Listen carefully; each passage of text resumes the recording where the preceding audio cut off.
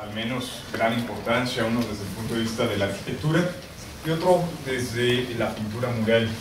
Vamos a iniciar con este último, que es el sitio de San Bartolo, igual en la región del Petén, un sitio totalmente preclásico, y después revisaremos el tema de Guayaquil, una de las ciudades más interesantes en primera instancia por ser una de las primeras en desarrollar una excavación arqueológica en un área maya, porque es de las más antiguas y de la que tenemos, digamos, una gran cantidad de información desde el punto de vista de la arquitectura y sus procesos, pero que también es una de estas ciudades que no se colapsaron durante la parte final del preclásico, como las ciudades que revisamos la sesión anterior, Nacbé el Mirador, la cuenca del Mirador en el genérico, y que Guayaquil, siendo una ciudad tan longeva como las otras, sobrevive a los cismas dados en el preclásico al clásico, y es una ciudad que tiene un gran apogeo durante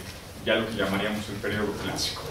Vamos primero con San Bartolo y después revisamos el caso de Guayaquil. Nuestro mapa, que ya espero estén más que familiarizados con él, y en la región central, la región del Petén, ampliando nuestra zona, habíamos ya revisado la cuenca del Mirador. Hoy nos toca revisar el Bajo Santa Fe, y hacia la parte oriental del Bajo Santa Fe, ahí se localiza el sitio de San Bartolo. San Bartolo es un sitio que hoy en día sabemos está conformado su núcleo urbano por 4 grupos arquitectónicos, 4 núcleos urbanos, digámoslo así, ¿no? en este sentido. El mapa nos muestra 2 de ellos, de los más importantes, que se ubican justo en la parte central de lo que debió ser la mancha urbana total de la ciudad. Hoy en día conocemos a este conjunto arquitectónico de mayores dimensiones como el Grupo Ventanas, en donde se ha localizado la plaza más grande de la ciudad de San Bartolo, una de las arquitecturas también de mayor dimensiones de la ciudad, y que seguramente cubría funciones que llamamos cívicas ceremoniales, ¿no? Al estar asociada con la plaza de mayor amplitud dentro de la ciudad. Una particularidad es la presencia de un juego de pelota que está estrechamente asociado a la gran plaza que se localiza en este sector, y un SACB que de manera directa llega a conectarse con el acceso hacia la plaza y prácticamente con todo el conjunto arquitectónico. No se alcanzan a distinguir muy bien las curvas de nivel, no sé si por allá atrás las alcancen a ver, pero las curvas de nivel también nos marcarían justo que el emplazamiento del grupo arquitectónico se encuentra en una parte elevada, en una zona de elevación, con respecto a zonas más bajas, como en el caso Nacbé, como el caso El Mirador. Del lado oriental de este grupo arquitectónico se encuentra este segundo grupo, que forma parte también del núcleo urbano y que se conoce hoy en día como el conjunto de las pinturas. Seguramente conocen, ¿no? Los que estén familiarizados con lo maya, conocen esta gran noticia del hallazgo de las pinturas de San Bartolo. Estas se localizaron en una subestructura de este conjunto, conocido como la pirámide de las pinturas, justamente hacia la parte posterior del conjunto. Antes de cambiar de imagen, aprovechando la planta, observen cómo el conjunto se conforma en una distribución tripartita o triádica, que será algo muy importante en esta relación. Es una gran plataforma arquitectónica que soporta un basamento piramidal coronado con un templo. Su orientación, es decir, su fachada principal, ve hacia el poniente, ve hacia la plaza de la propia estructura, y sobre la misma plataforma tenemos 2 edificios que flanquean al anterior y cuyas frontalidades ven hacia el interior, hacia la pequeña plaza o terraza superior. La cuarta estructura, esta que vemos aquí, será una estructura que da frente al conjunto y que no forma parte de la organización tripartita, es decir, estas 3 fachadas convergen en este punto, mientras que esta ve hacia el exterior. Por eso no es parte del conjunto tripartito, ¿no? Su fachada principal ve hacia afuera de la terraza o del patio superior, no hacia el interior. Algo particular es que después pareciera ser que este conjunto tripartita forma un segundo conjunto tripartita con estas 2 estructuras, y presumiblemente una plaza en este sector, ¿no? Formando a su vez otro segundo conjunto tripartita, ¿no? en este sentido.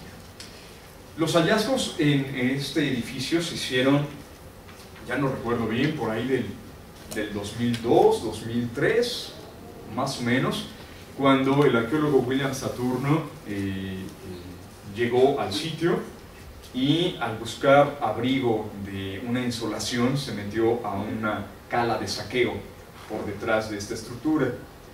Al entrar hacia la cala, todo estaba oscuro, y con su linterna de mano, esperando a que sus trabajadores llegaran con agua, ilumina la parte superior de la cala, que la cala llegó hasta el interior de un cuarto adosado hacia la parte posterior de este edificio en una subestructura. Y bueno, ahí el hallazgo de la vida del arqueólogo, ¿no? Él mismo lo dice, ¿no? A lo mejor, ¿no? En un principio pensó que era una alucinación por la insolación que ya tenía. Ahí encontró lo que se conoce como las pinturas de San Bartolo, dos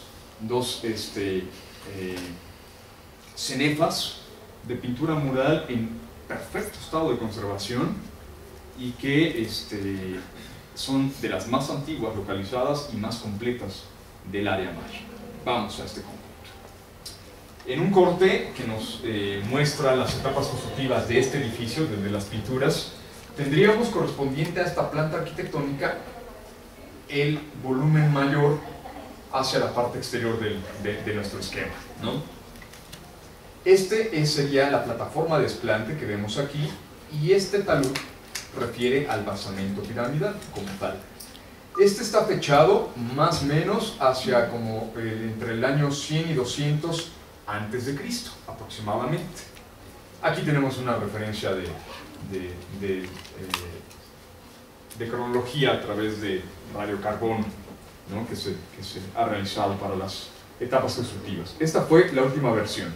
Después tendríamos esto, que sería una primera subestructura, la cual está fechada más o menos hacia entre el año 350 y 290 a.C., y a este basamento piramidal de menores dimensiones se le adosó un conjunto anexo en forma de L, que lo vamos a ver más adelante. Aquí solamente vemos la estructura que está directamente adosada hacia la parte posterior de la plataforma de desplante, y que corresponde a un cuarto sencillo. Ahí fue en donde el arqueólogo encontró la pintura, las cenefas de pintura mural en este edificio. El edificio tiene otras etapas constructivas, otras subestructuras que nos llevan o nos remontan hasta más o menos el año 400 o 500 a.C., que sería esta, una muy pequeña plataforma de desplante de lo que se presume fue un templo de material perecedero. Digamos, el origen de este gran edificio inició con una estructura muy modesta, muy pequeña en dimensiones, y la renovación arquitectónica generó finalmente un edificio ya de características monumentales. En una reconstitución del National Geographic tendríamos más o menos esto. Lo que estamos observando acá es la última etapa constructiva correspondiente a este perfil, y dos estructuras que forman en una disposición en L, forman un pequeño patio hacia la parte posterior del conjunto arquitectónico. Esto es muy importante hacerlo notar, porque estamos hablando de que la fachada principal que está viendo hacia el poniente es la parte más importante jerárquicamente del edificio, y estamos hablando de la parte posterior del inmueble. Esto significa que muy posiblemente, en cuanto a uso y función del espacio, esta área fue una área de soporte para las actividades de la estructura mayor, y que también pudo haber tenido un carácter restringido, muy privado del uso o las funciones que se llevarían a cabo en este conjunto arquitectónico.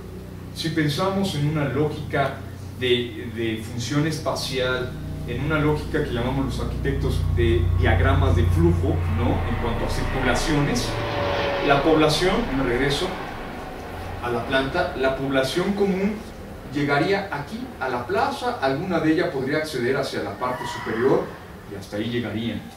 Llegar a la cima del templo y a ingresar al templo, pues bueno, esto sería solamente para las élites, y llegar hacia la parte posterior, pues prácticamente ya no sería un acceso tampoco para la población común. Oye, Sí. ¿se ha explorado la parte frontal, o sea, la fachada oeste, que sería la frontal? O sea, esa no se sabe qué hay en esa subestructura. No, todavía no se hacen excavaciones en la parte frontal. Oye, y en esta parte lo dejaron la superestructura encima de la subestructura, o sí se quitaron todo y dejaron descubierta la... No, está la superestructura. Sí. Sí. Oportunidad justamente para la conservación, sí. Regresamos a nuestro esquema.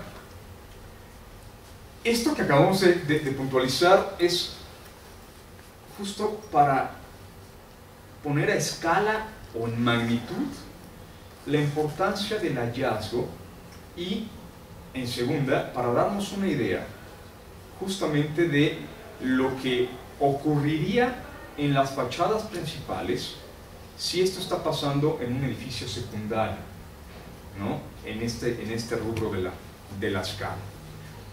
La subestructura corresponde a este edificio. Tenemos acá plataforma de desplante, el basamento piramidal con su templo, y adosado al talud posterior de la plataforma de desplante el edificio de las pinturas propiamente dicho, y otro edificio de la misma temporalidad que conforman una especie de pequeña plazoleta hacia la parte posterior. No aparecen aquí ejemplificadas las otras fases constructivas, excepto la primera. Esta pequeña de acá se encuentra aquí, ¿no? Muy pequeña hacia la parte interior. Hablamos de 6 etapas constructivas de un conjunto arquitectónico, en donde también, para ponerlo a escala, para ponerlo en magnitud, San Bartolo sería como la mitad del tamaño de Nampeng, ¿no? Lo ponemos a escala de lo que ya platicamos, ¿no? Si se acuerdan del mirador, que es, bueno, que se sale de la escala, ¿no? Bueno, San Bartolo es en realidad una entidad política muy pequeña. Y esto también vale mucho la pena para ahorita que veamos la pintura mural, darnos cuenta de si existe este desarrollo en arquitectura y en pintura mural en una ciudad menor, que no existiría en las ciudades mayores, ¿no? En ese principio. Es como también hablar de un Bonampak hoy en día, ¿no? Que tiene una pintura mural extraordinaria y que es una entidad secundaria dentro de la región de Usumacinta, que no tendría una ciudad como Piedras Negras en la misma región, ¿no? En cuanto a desarrollo de pintura mural o de escultura y demás. Bueno, vamos al edificio. Antes de cambiar la imagen, no pierdan de vista el esquema del edificio. Esto es algo que ya más o menos revisamos en la estructura 34 del mirador hace 8 días. Un edificio que presenta una azotea totalmente plana, que tiene en fachada una sección superior que llamamos friso, enmarcada por 2 pequeñas molduras. Ahorita vamos a ver una ampliación, pero en corte, esto ya no se muestra. Y una particularidad es ya el empleo de pilares para formar un vano de acceso de 3 puertas, ¿no? Que sería una particularidad. La particularidad, además, es que presenta 2 vanos laterales hacia la fachada norte y sur, que nos dan un total de 5 entradas hacia el conjunto. Esto sería.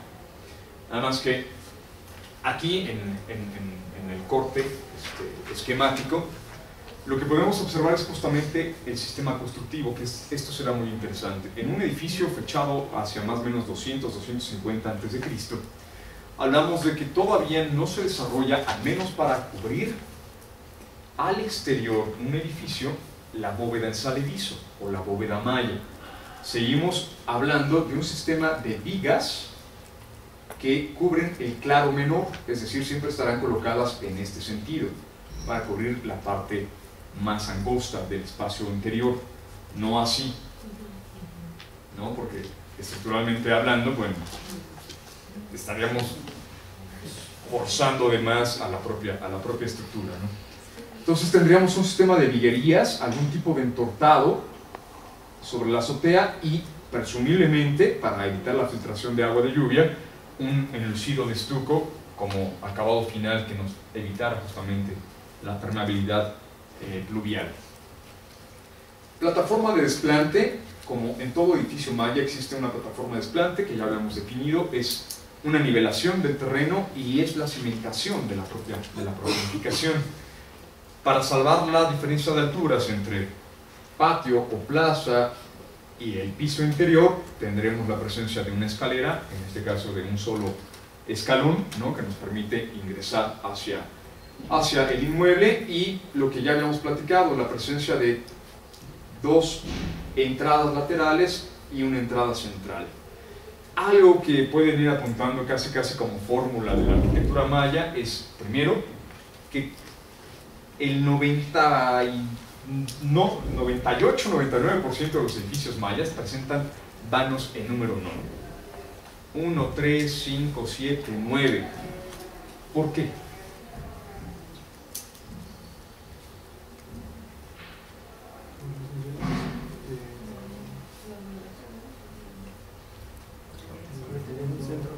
Porque invariablemente el vano, el número non, siempre estará uno coincidiendo con el eje central del edificio, con la parte central de una fachada. Si tenemos vanos en número non, siempre tendremos un vano en la parte central. Y esto va de la mano con una intención del acceso, porque ese vano central siempre será el más importante. Aunque los tres vanos te lleven al interior, al mismo espacio, siempre será el central el de mayor jerarquía. Y así lo enfatizan, haciendo de este un claro mayor, un claro más grande del central con respecto a los laterales. Y esto es algo también típico de la arquitectura maya. Siempre encontraremos que hay vanos en número non y el vano central es más amplio, tiene un claro mayor que los vanos laterales, aunque todos los vanos te conduzcan al mismo espacio al interior, ¿no? Esto es algo que jerarquiza el acceso y enfatiza la parte media o central, simétrica y geométricamente de la estructura arquitectónica del edificio. La particularidad, platicábamos hace un momento, es la presencia de dos vanos laterales que permiten posiblemente un acceso de manera muy independiente y que podría ser que fuera un acceso casi a lo mejor de servicio hacia el interior o totalmente privado para alguien que está ingresando hacia el interior de este inmueble sin que tenga que pasar por la plaza o sin que tenga que ser visto por la gente del exterior, ¿no? Esto es mera hipótesis, en realidad no sabría, a menos que tengamos una ouija o una esfera de cristal, ¿no?, para saber exactamente las intenciones de este tipo de diseño, ¿no?, en estos vanos. Antes de cambiar la imagen, observemos en la reconstitución justamente los sistemas constructivos. El núcleo del muro lleva una mampostería irregular, mientras que los paramentos exterior e interior están conformados por sillares, es decir, bloques de piedra ya careados, perfectamente formando prismas regulares que encofran el núcleo o el centro del muro, y que es parte del sistema constructivo. No solamente sirven como si fueran dos pequeños muros de contención perfectamente sólidos que refuerzan lo irregular del núcleo, sino que además permiten superficies más homogéneas, más lisas hacia la parte exterior para recibir el enlucido. El enlucido, sí. Las losas nada más es la viguería, pero no se sabe en realidad qué era el entortado, ¿cómo saben? O sea, no hay una muestra de cómo era su sistema de losas. No para San Bartolo, pero sí para otros casos, ¿no? ¿Qué tenemos? Tenemos sistemas de vigas, tenemos enramadas perpendiculares, es como si fuera una especie de cama de ramas, y después ya encima piedra. Piedra. Y en los enlucidos. Piedra y enlucidos. De hecho, bueno, hace poquito nos compartieron una imagen de una techumbre localizada en un santuario construido al interior de una cueva que se localizó en Quintana Roo, y el edificio está intacto y conserva perfectamente bien su sistema de viguerías, ¿no? No sé si la podamos después mostrar aquí. Pues no sé, hay que preguntar, ¿no? Por aquello de que todavía no se sabe, pero bueno. Sí, en otros casos sí conocemos el sistema. Para el caso particular San Bartolo, imaginamos que no varía mucho en cuanto a tecnologías constructivas, pero no lo sabemos de manera particular, ¿no? Bueno, algo interesante que se destaca en la estructura es primero observar un desplome intencional del muro. Es decir, el muro presenta una superficie inclinada en su extremo superior. En arquitectura lo llamamos desplome, ¿no? En referencia a una plomada, ¿no? Cuidado, porque de pronto podemos pensar que al momento de ver el término desplome, que se cayó, ¿no? Que se colapsó. Con relación a una plomada, este está desplomado, ¿no? Este presenta una inclinación, algo atípico, de hecho, para este momento arquitectónicamente hablando. Y donde termina el muro, le llamamos el coronamiento del muro. Aquí sabemos existirían los dinteles que cubrirían la superficie de los vanos. Encima del coronamiento del muro y de estos dinteles aparecerá esto que llamamos moldura media, que corre por toda la longitud de las fachadas, y después encima de la moldura aparece lo que llamamos friso. El friso ya lo habíamos visto en la estructura 34 del mirador. El friso realmente tiene toda una carga ornamental, y algo muy interesante es que estos dos elementos arquitectónicos, muro y friso, siempre se distinguen en la arquitectura maya. Desde épocas muy tempranas, ya cuando se usa mampostería para la edificación de estructuras arquitectónicas, de templos, ¿no? de edificios de élite o de edificios de importancia, siempre encontraremos esta referencia de un muro, una moldura media que nos divide justamente la fachada en dos secciones, y lo que sería nuestro friso en la parte superior. El remate del friso es la moldura superior, que igual volándose aparecerá como cerramiento y nos da el nivel de azotea, ¿no? el nivel superior. Estos elementos, ¿no? Los vamos a ver ya continuamente a partir del día de hoy, los vamos a ver recurrentemente en el análisis de la arquitectura maya: muros, frisos y molduras, ¿no? Que serán siempre la referente de lectura de una fachada maya.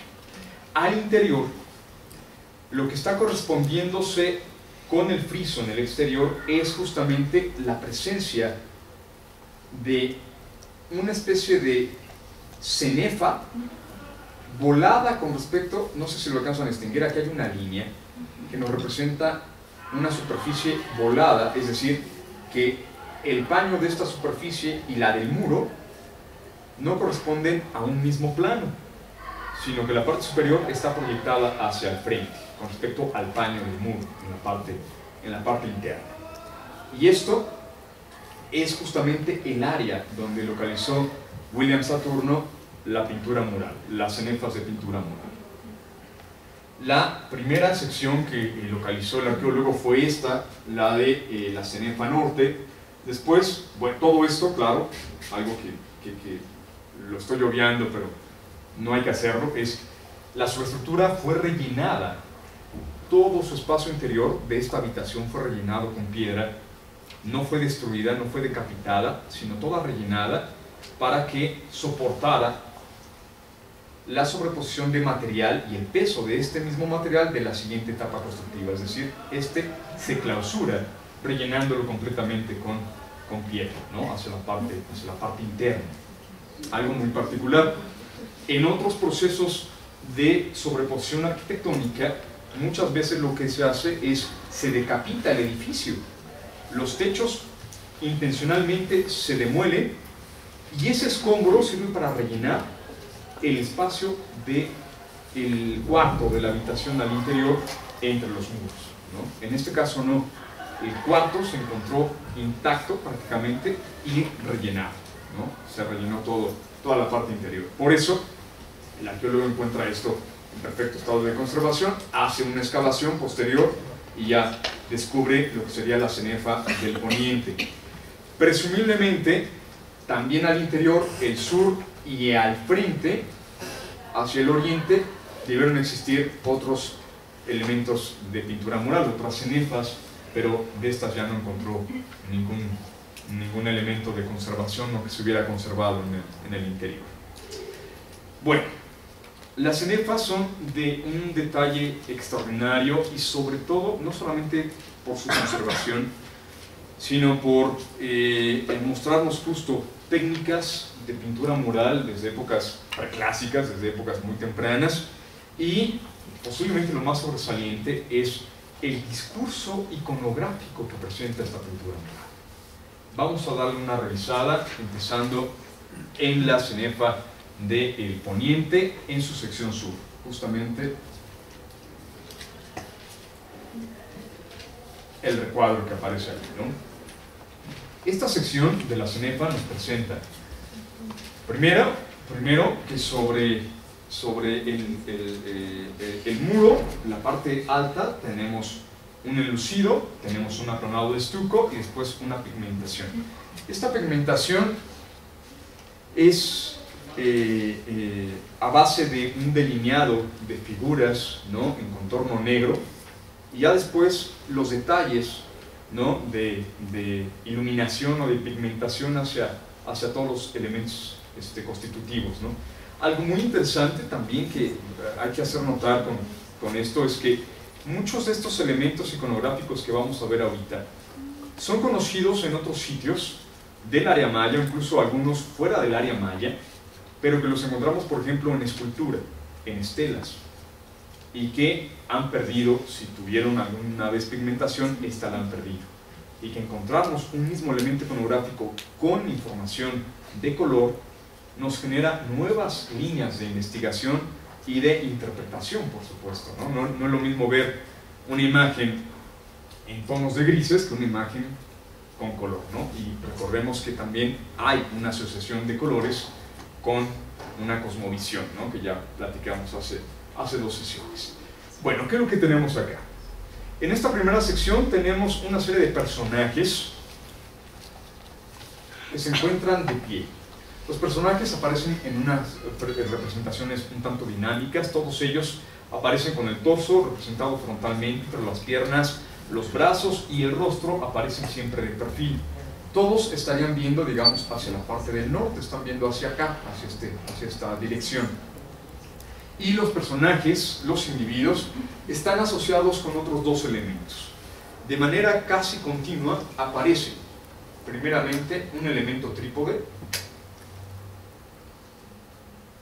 que soporta a un animal en la sección superior.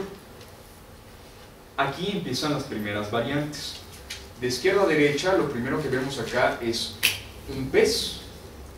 Después lo identifican, un venado, y un ave. De hecho, se trata de un pavo, ¿no? Bueno, un guajolote, un pavo silvestre, ¿no? ¿Perdón? ¿Son al fresco las pinturas o cómo? No lo sé. Sí, ¿para qué digo? No lo sé. Me preguntaban si son al fresco. No lo sé, no sé. No tengo yo información de la técnica, ¿no?, en ese principio de la aplicación. Bueno, cada uno de estos animales aparentemente está siendo sacrificado y presenta sobre su superficie, al menos estos 2, lo que serían la colocación de 3 piedras, algo que ya habíamos platicado en la referente de los 3 niveles cosmogónicos, excepto este que presenta 5. De las piedras salen una serie de volutas que podrían representarnos fuego, humo, o no podría ser el caso, a lo mejor, pero hay quienes indican que podrían representar el aliento divino. Pero realmente cuando representan aliento divino sale de la boca no sale del cuerpo, ¿no? como tal, pero eso si quieren después lo discutimos un poco más y profundizamos un poco en ello. Algo particular es que incluso este nivel es un nivel ondulante en cuanto a la pintura, que nos representa un nivel acuático, mientras que esto aparentemente se está desarrollando en un nivel terrestre, en un nivel de suelo, pero que las tres ofrendas, con su diferenciación de animales, hacen una referencia a los tres niveles cosmogónicos: el pez hacia el nivel acuático del inframundo, el nivel terrestre y finalmente el nivel celeste. Cada uno de estos elementos, individuos, los personajes más la ofrenda frontal, está asociada con un árbol. Aquí, bueno, no se alcanza a distinguir el árbol, pero sí esto que es el ala de un ave celeste que aparece posada por encima del árbol, por lo cual sabemos que aquí vendría un árbol. El árbol incluso se puede identificar como ceiba, porque presenta lo que sería la representación de su raíz expuesta, el tronco está libre de ramificaciones y es muy vertical, y después la ramificación, su copa, aparece justamente en su representación hasta la parte superior. Y encima de ellos aparecería un ave que se está posando justamente en la parte superior, haciendo énfasis a que la ceiba nos está representando el axis mundi, y el ave se trata nada más y nada menos que de Itzamnaj, el dios creador, el dios del cielo, en su representación de ave, ¿no? Que llamábamos Itzamye, como se le nombra en algunos textos glíficos, ¿no? Y que aparece en estas tres posiciones. Aquí está el detalle del ave. Esta es una reproducción de la pintura y este es justamente un proceso de escaneo de la pintura in situ. Así es como se ve in situ hoy en día. Identificamos al ave porque lleva una máscara y, bueno, siempre lleva las alas desplegadas, ¿no?, hacia los laterales, y tenemos aquí las garras del ave justamente hacia la parte inferior, y lo que no se alcanza a observar completamente es la cola del ave, que sería toda esta. Prácticamente es la misma representación por la referencia de la cola, por la referencia del ala, por la referencia de las garras, la que aparecería posada en los tres elementos de vegetación, o de los árboles, de los axis mundi vegetales. Pero posiblemente lo más interesante se da en los personajes. Los personajes presentan un rico atavío con un tocado muy complejo sobre la cabeza, ¿no? Aquí tenemos una serie de plumas, llevan una serie de cuentas, se presume una deformación craneal, tabular oblicua, es decir, hay una deformación del cráneo recta, no inclinada, no hacia atrás, ¿no? en este proceso de deformación tabular, ¿no? Y tendríamos algo exquisito que podemos observar, es el cabello, ¿no?, con un peinado que se amarra hacia atrás, ¿no? Aquí tenemos parte del propio cabello y una serie de plumas que complementan, digamos, la cola del amarre del propio cabello. Una cuenta circular que formaría la orejera, y vemos detalles de pintura corporal sobre las mejillas y en la comisura de los labios de este individuo, así como de los ojos. Aquí tenemos el ojo con un poco de pintura en rojo y dos puntos en negro que forman parte de la pintura corporal. Aparentemente lleva una especie como de barba, que podría ser una especie de barba postiza, que está siendo parte de la propia indumentaria del individuo, y lleva una especie de collar sobre el cuello. De ahí tiene una especie como de braguero que sujeta este disco hacia la parte de su espalda, y que en la iconografía maya, y de hecho también de otras regiones del centro de México, cuando se hace la representación de un disco que va por la espalda, exactamente a la altura del coxis, este disco en una representación lateral siempre se representa como si estuviera a un costado, pero sabemos que este disco va sobre el coxis, a nivel de la espalda, y que, por ejemplo, para el posclásico llamaremos a este disco disco solar, y que desde los toltecas hasta los mexicas, bueno, es muy recurrente encontrarlo en la iconografía, pero en una representación volumétrica tridimensional como el Atlante de Tula, este aparece justamente en el coxis, no aparece de lado. En una representación bidimensional siempre aparecerá de lado para hacernos mostrar que lleva este disco. El disco se complementa con un ave, ¿no?, que parece estar formando parte de del propio disco. El disco lleva una atadura que iconográficamente podría ya tratarse del signo pop. El signo pop en el área maya significa estera, y la estera es un elemento simbólico de gobierno. Esto ya identifica a los gobernantes mayas. La estera o pop es una referencia de linaje de gobierno, es una referencia de gobernantes, y posiblemente esto sea un elemento de identificación de los personajes que allí están apareciendo. Es decir, los personajes no sabemos del todo si se trata de personajes reales, humanos, o si se trata de representaciones de deidades, pero llevan el signo de la estera, ¿no?, hacia la parte posterior. Y algo que alcanzamos a notar como parte de la propia indumentaria sería la presencia de rodilleras y de unas ataduras en los tobillos, como parte también de la propia ornamentación. Y lleva también sobre el cuerpo pintura corporal, ¿no?, líneas en color rojo que acompañan su cuerpo, ¿no? El detalle más interesante sería observar claramente sus manos del individuo. Observar el primer plano, que sería su brazo derecho, y el segundo plano, que sería su brazo izquierdo. ¿Qué es lo que está haciendo? Con la mano derecha está sujetando un punzón muy largo, que presumiblemente podría ser un punzón de hueso, y con la mano izquierda está sujetando su miembro, haciendo un autosacrificio.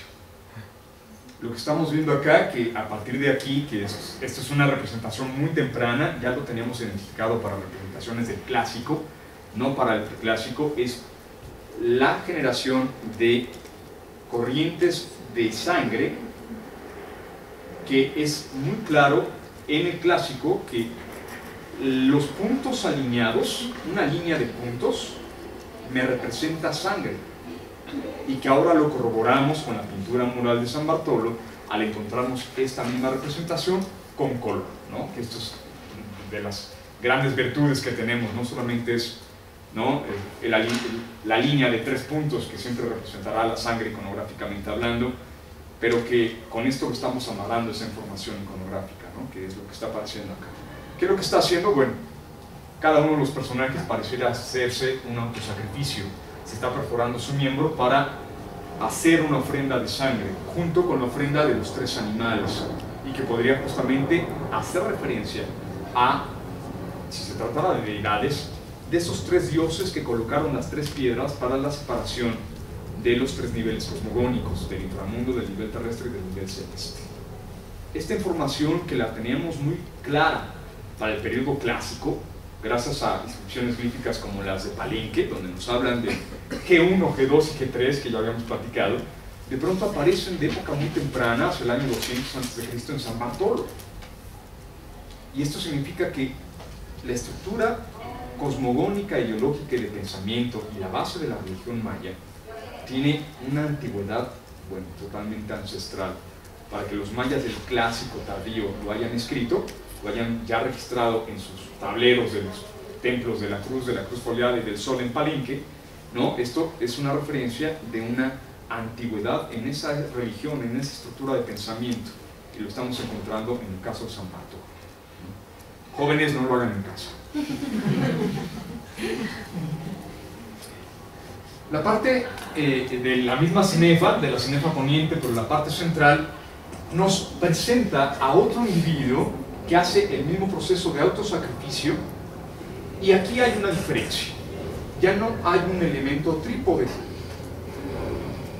Lo que tenemos es el nivel terrestre perfectamente bien identificado y que presenta plantas de maíz.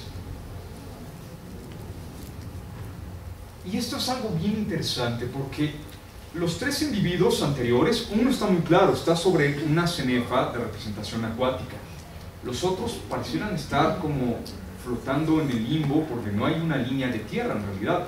O sea, la parte del fondo del mural, ¿no?, sería nuestra línea de tierra, pero no hay una representación de línea de tierra. Aquí se está apareciendo la línea de tierra. Y aparecen plantas de maíz asociadas con estas volutas en color rojo, que puede ser la representación misma del autosacrificio de sangre de estos individuos que está fertilizando la tierra y que está dando vida a la planta del maíz. En este caso, podría ser que no se tratara de una deidad, sino ya, ahora sí, la personificación de un gobernante o de alguien de alta jerarquía que está reproduciendo el autosacrificio que hicieron los dioses a nivel terrestre. Y esto es algo muy importante, porque sabemos que una de las, digamos, responsabilidades de los gobernantes es hacer todos los ritos de ofrenda y de autosacrificio, reproduciendo lo que en origen, desde el punto de vista mitológico, hicieron los dioses a nivel terrestre. Y eso también lo tenemos, digamos, por escrito, por alguien como Kinishana Pakal, el gobernante de Palenque, que él mismo, cada catún, cada periodo de 20 años, registró cuál fue el tipo de ofrenda y cómo fue el ritual que hizo para celebrar el término del catún. E incluso dejó escrito en el Templo de las Inscripciones qué es lo que tenían que hacer sus sucesores en las próximas fiestas de fechas específicas, cómo tenían que ser esos rituales, ¿no? Y entonces es algo que sabemos, que los gobernantes mayas lo hacían. También las mujeres, ¿no? También sabemos que las mujeres que pertenecen a la élite hacen el autosacrificio. Y citando a la doctora Maricela Ayala Falcón, una epigrafista del Centro de Estudios Mayas de la UNAM, ella dice que el autosacrificio de hombres y mujeres, cada uno de las partes lo hace en donde más le duele, ¿no? El autosacrificio de los hombres se hace en su elemento viril, ¿no? Mientras que el sacrificio femenino se hace regularmente atravesando la lengua, ¿no? Se pasa un cordel, ¿no? Se hace con un punzón, se pasa un cordel cruzando toda la lengua y se pasa una cuerda, justamente este cordel con espinas, y se va pasando, ¿no?, la lengua, ¿no? Hasta que, bueno, lo tenemos en representaciones gráficas como los dinteles de Yaxchilán o la pintura mural de Bonampak, donde aparece en ambos casos este autosacrificio de perforación de la lengua, y abajo tienen una especie de vasija con papel en donde están depositando el cordel lleno de sangre, la misma sangre está depositando, se está cayendo en la vasija, y después todo esto lo queman con copal. ¿Cuál es la intención? Aparentemente este tipo de sacrificio es para alimentar a los dioses al momento de quemar el copal y quemar la sangre con ello, ¿no? Es como parte del alimento de los dioses. Esto es para alimentar la tierra, es para fertilizar la tierra. Y aquí vale la pena acotar lo siguiente: el agua, la sangre, el semen son en la cultura mesoamericana los tres líquidos divinos y rituales por excelencia. Los tres sirven para la fecundación. Están diseñados, están, digamos, hechos para la vida, para generar la vida y la fecundación, ¿no? Y son los tres líquidos vitales por excelencia en el mundo mesoamericano, no solamente con los mayas, sino en el argot mesoamericano. Aquí aparece otro árbol identificación es un poco compleja, pero observen los frutos, y que podría tratarse por la altura, y por los frutos podría tratarse posiblemente de el cacao, ¿no? Con estas vainas del cacao. Finalmente vuelve a aparecer el ave celeste, ¿no? Examinada en la parte superior, y algo que no aparecía en la secuencia anterior es una cenefa ya en la parte alta, en la parte superior, que podría ser una distinción ahora sí de un nivel terrestre y un nivel celeste, ¿no? En este caso, en este aspecto. Aparecen otras imágenes de individuos pequeños como estos, que yo desconozco cuál sería la asociación totalmente ritual, pero esta secuencia se termina en este fragmento que lamentablemente está muy deteriorado y está incompleto, pero aquí aparece un quinto individuo.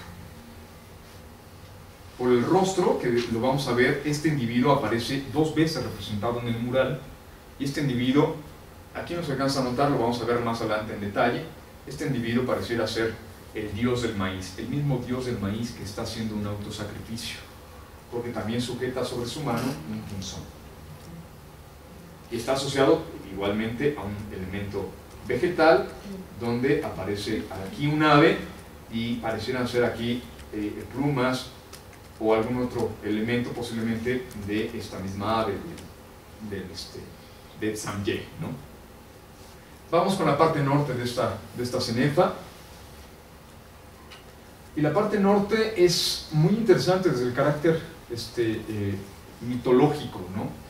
Nos presenta primero la referencia del dios del maíz infante. Aquí aparece un personaje de pie que está sujetando a un infante entre sus brazos y que se presume es la imagen del dios del maíz, digamos recién nacido. Y esto es algo que nos muestra justamente el ciclo de vida del dios del maíz y del maíz como tal. Aquí aparece, y aquí necesito que ojalá no solamente me den su voto de confianza, ¿no? Sino que ojalá lo alcancen a distinguir. Si ya están un poco más relacionados con la iconografía maya, a lo mejor lo van a poder observar. Esto de acá, si lo alcanzan a observar, es un rostro. Aquí está la cuenca ocular, esto es el maxilar superior, esta es la mandíbula, esta es la boca entreabierta y sale una especie como de lengua o colmillo. Este rostro es el rostro de una tortuga mitológica. Si esto es una tortuga, justamente esto que ven aquí, esta línea blanca con rojo, ¿no? Y con líneas diagonales, forma parte del caparazón de la tortuga, de la superficie de la tortuga.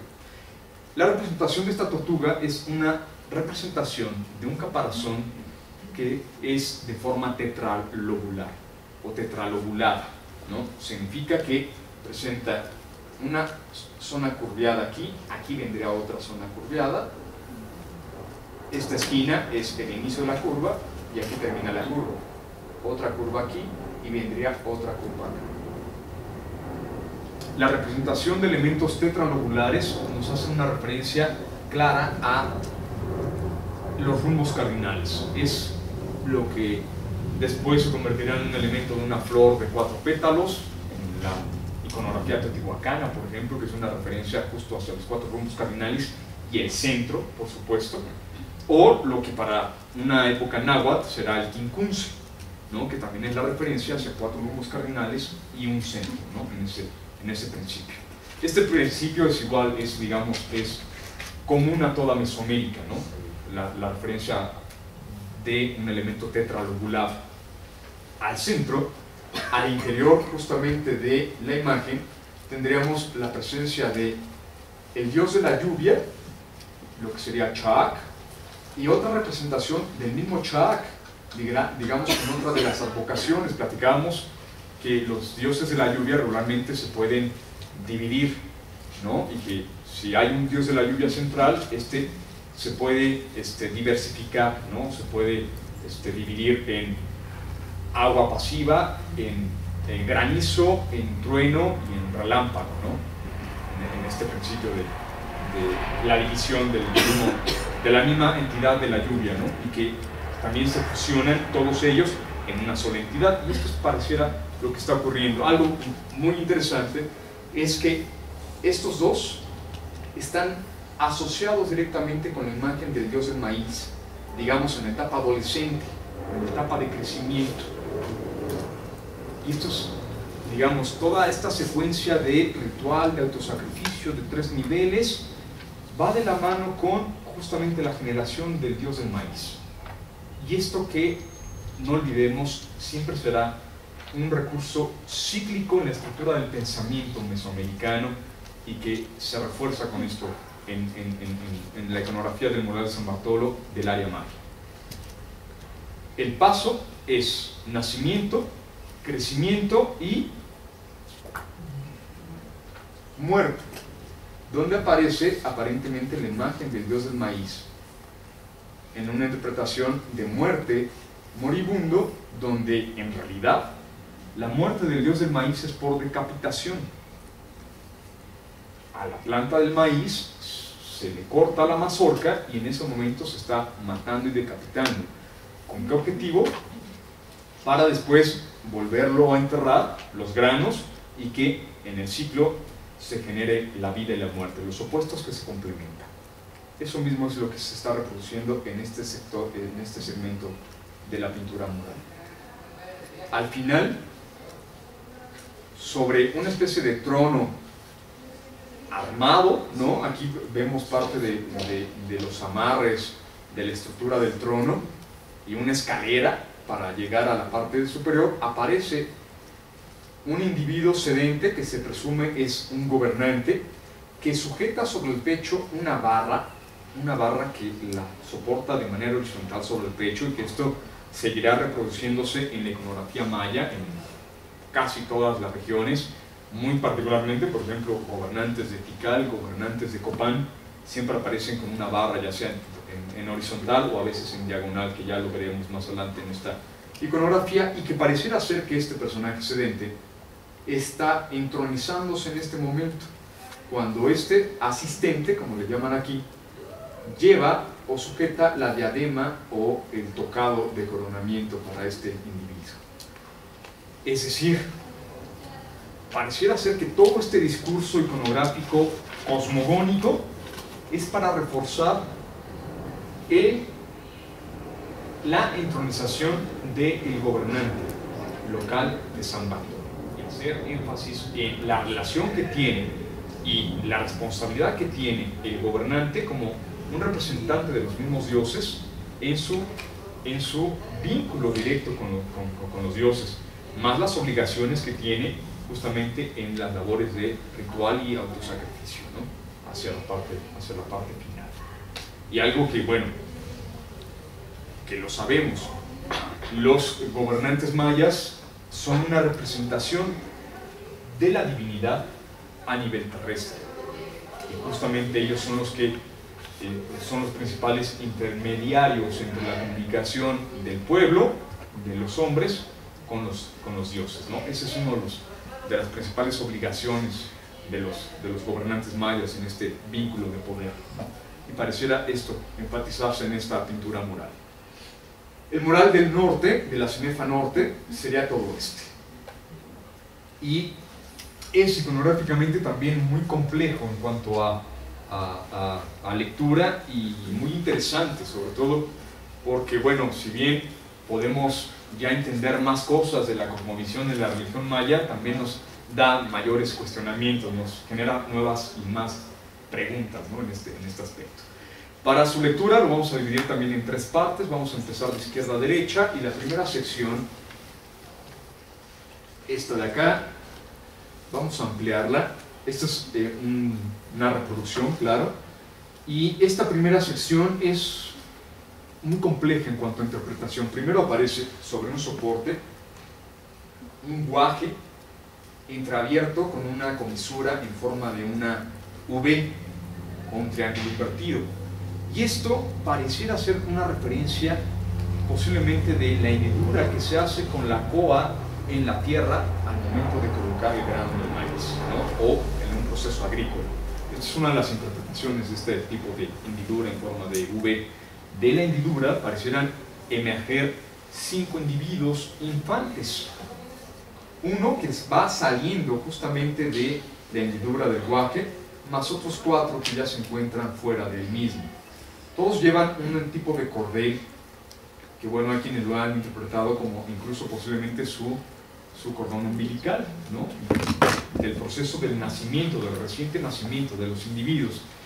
Y parte de esa interpretación es justo la referencia a 4 esquinas, como 4 rombos cardinales y un centro, que sería justamente la salida del guaje. Los elementos de líneas y puntos en rojo pueden representarnos nuevamente la referencia a sangre, más aliento divino con estos roleos que salen del mismo lugar, es decir, pareciera un lugar de origen y de nacimiento. El nacimiento de estos 5 infantes está siendo observado como testigo, está siendo percibido por un personaje riquísimamente ataviado y muy complejo.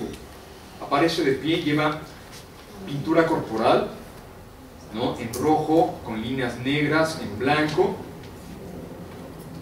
Lleva un braguero, es su mano, su brazo, y sujeta una especie de bastón en el brazo, aquí.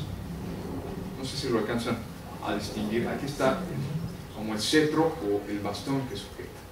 Una particularidad es que lleva una máscara que podría ser una máscara de ave, y que algo muy particular, y no traigo un detalle de esto, algo muy particular es que esta sección, la de la nariz y la del apéndice bucal, es exactamente igual a la que encontramos en los mascarones modelados en estuco que flanquean las escalinatas de los edificios, como las que ya vimos de Nacuey y Mirador. Esta sección es exactamente igual, ¿no? La de la nariz y la del apéndice bucal es igual a la de los mascarones, y que en este caso es parte de una máscara que cubre el rostro del personaje, de este individuo. Algo también muy particular que yo desconozco cuál es su simbolismo, su significado, pero que aparece tanto en regiones muy tempranas como las de la costa del Pacífico y los altos de Guatemala, como en Caminalcuyú de manera muy particular, y la presencia de un disco, una especie de chalchihuite con una perforación al centro de la cual sale una serpiente. Pero por encima de esta cuenta aparecen las garras y la cola de un ave. Y en algunos casos, de hecho, la serpiente pareciera estar devorando al ave, como lo vamos a ver en una de las siguientes imágenes.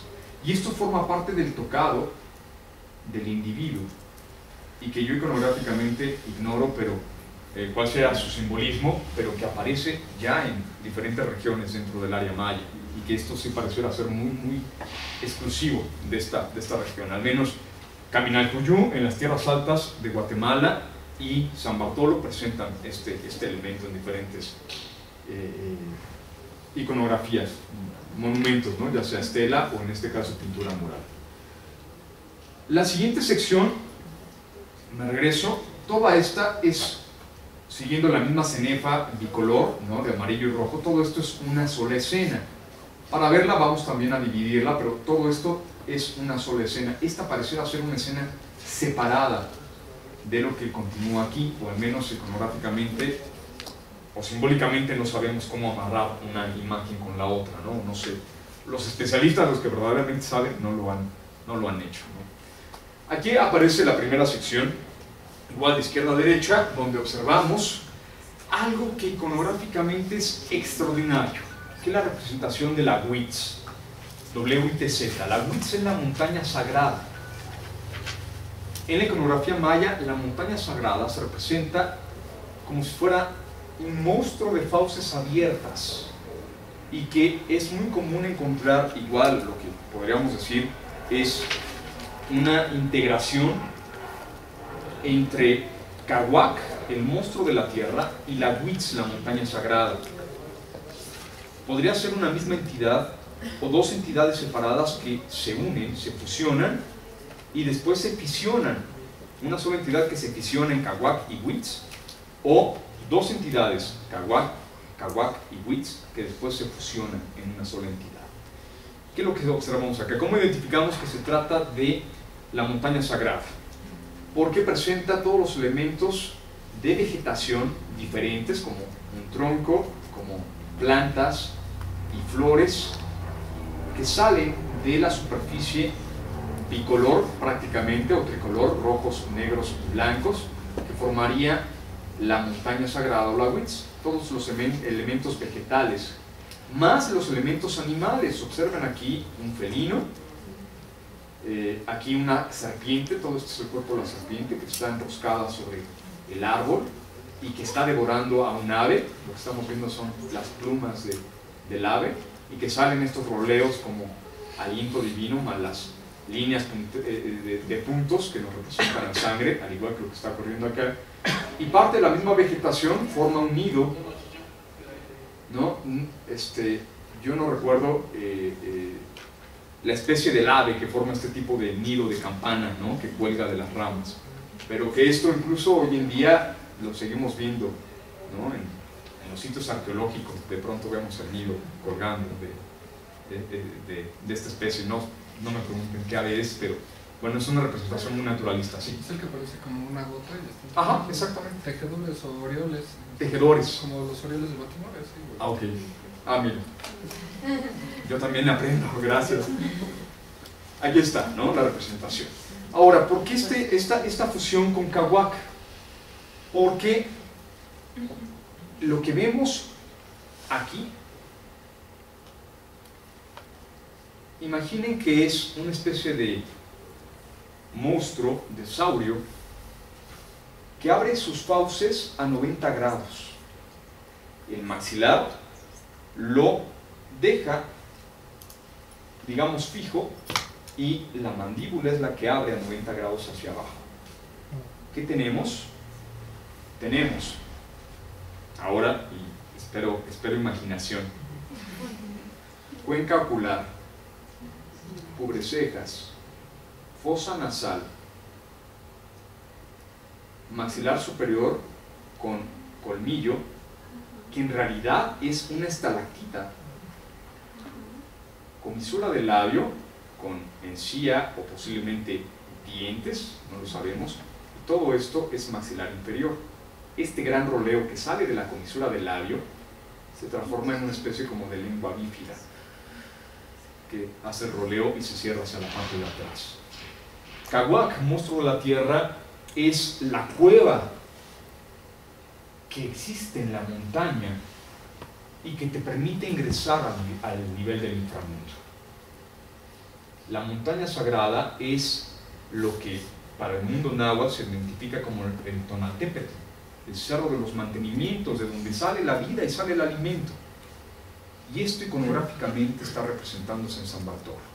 La montaña sagrada, de donde sale la vida, los elementos animales, los elementos vegetales, y que con las fauces abiertas justamente te representa la entrada, el acceso hacia el interior de la montaña a través de las fauces abiertas de Cahuac, el monstruo de la tierra, que es, digamos, la cueva abierta, la puerta de la cueva, y que al penetras hacia la región del inframundo. Ese es el simbolismo, digamos, muy resumido, ¿no? Pero a grandes rasgos. En la puerta de Cahuac, de la montaña, aparece nuevamente esta serie de roleos en rojo, y al pie aparece un personaje femenino con una extraordinaria falda de tela, un cinturón de cuentas circulares anudado por la parte de la espalda, del coxis. Aparentemente el pecho el torso está desnudo, lleva solamente unas muñequeras en las manos, lleva pintura corporal en las mejillas y en los pómulos y en los ojos, lleva una diadema que está formada como por conchas, o que incluso podrían representarnos una especie de escamas ventrales de serpiente, o incluso hasta un cascabel, ¿no? Porque siguen teniendo esta misma forma, y se remata con una cuenta circular en la parte de la frente. Otra vez, esto lo vemos en una representación de perfil lateral. La cuenta estaría aquí, pero para que nos demos cuenta que es una cuenta, pues bueno, se representa así, en ese aspecto. No es que llevara una especie de cuerno, ¿no?, hacia el frente. Y lo interesante de esto es que está sujetando un vaso una vasija, bueno, un vaso de cerámica, y sobre el vaso aparecen tres elementos que ya no corresponden a las tres piedras. Podrían tener cierta relación simbólica con las tres piedras, pero los epigrafistas y los que estudian la iconografía han interpretado que estas tres cuentas que están sobre el vaso son la representación de tamales. Así se representa el tamal, ¿no? Son tamales. Y que como parte de una ofrenda, sí, el que desayunaron hoy en la mañana, ese, ¿no? Sin el bolillo, por supuesto. El tamal como parte de una ofrenda de alimento y ya la transformación, claro, del maíz, ¿no? Como ya el alimento de los dioses, perdón, de los hombres, y que puede ser justamente un vínculo de que de la montaña sagrada está saliendo de la región del inframundo, de la región de la muerte, la vida y el alimento para los hombres. ¿Qué sigue en la imagen?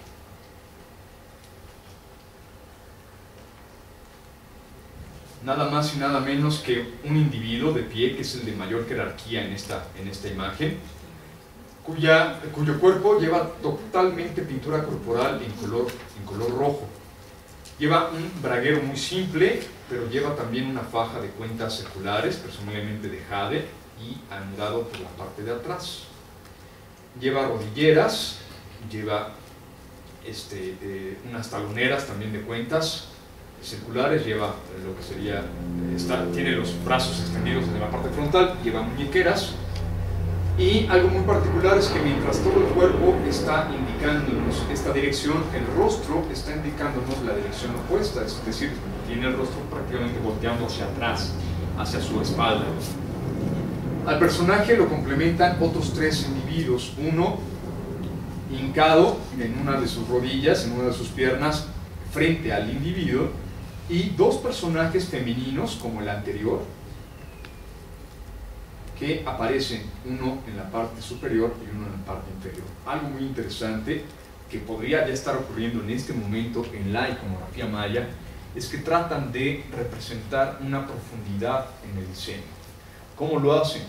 Cuando dos individuos se encuentran en el mismo plano, pero uno frente al otro, lo que están haciendo es reproducirlo en la parte superior, para que nos demos una idea de que este se encuentra atrás, pero que en el mismo plano no lo podríamos reproducir porque yo lo tapo, ¿no? Es un individuo que está aquí, y para darle la profundidad lo coloco en la parte superior, ¿no? Pero estaría, digamos, hincado, estaría en el mismo nivel de piso. Los tres individuos parecieran estar haciendo una referencia directamente al individuo que se encuentra de pie. Con los brazos levantados, le está entregando un guaje, como este mismo guaje. Vean la iconografía y las bandas del centro, ¿no? Que representan prácticamente un guaje exactamente similar, simbólicamente hablando, y se lo están entregando a manera de ofrenda al individuo que está de pie. Mientras que las dos figuras femeninas solamente están levantando las manos de manera muy particular. La posición de las manos, una de las manos está cerrada y la otra lleva los dos dedos levantados, ¿no? No es una posición de amor y paz, ni queremos rock, ni nada, no sabemos, pero sí es una especie de saludo o tiene un carácter simbólico esta posición de las manos. De hecho, se ha especulado que por lo junto que están las manos, que podrían incluso estar atadas por las muñecas, ¿no? Pero bueno, es parte de la misma interpretación iconográfica. No pierdan de vista, sí. ¿Es una máscara o es de la tez negra o eso que veo a la izquierda? Es pintura corporal en el rostro del personaje. Y bueno, igual todo está pintado, ¿no? O sea, lleva franjas rojas, amarillas, blancas, y estas podrían ser justamente el color de la piel, ¿no? Estas que serían ya en color café, ¿no? Ocre, ¿no? Serían, podría ser el color de la piel y todo lo demás pigmentado. El rostro aparentemente totalmente pigmentado en negro. Bueno, en detalle, esto esta barra es el pectoral que lleva sobre su torso, sobre su pecho, este personaje.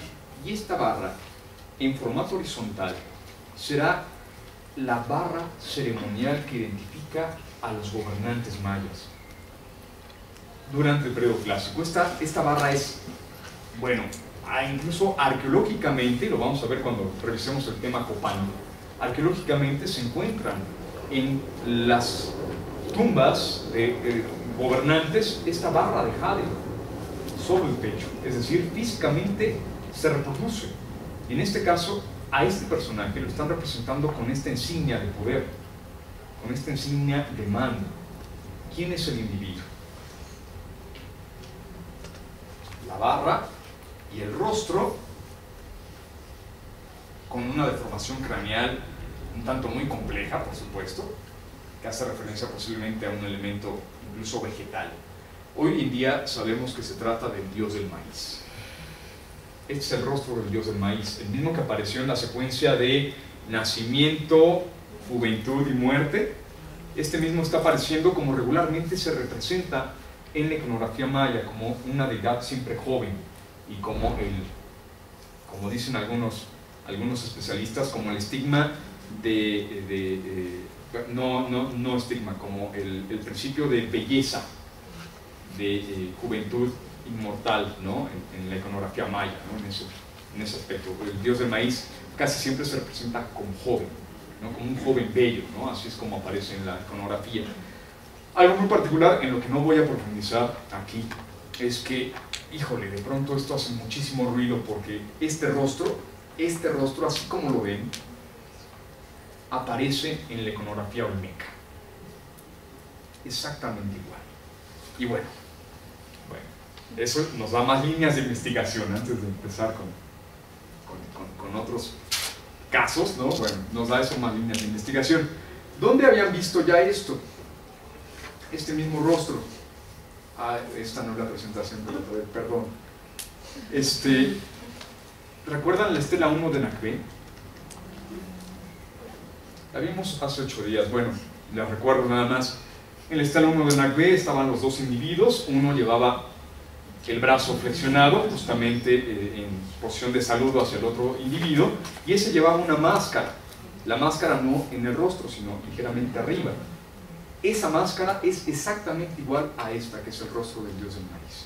Por lo que sabemos que ese individuo, en la estela 1 de Nacbé, está representando, personificando al dios del maíz. La estela 1 de Nacbé está fechada entre el año 600 y 400 a.C., es decir, todavía es mucho más temprana que la pintura mural de San Bartolo.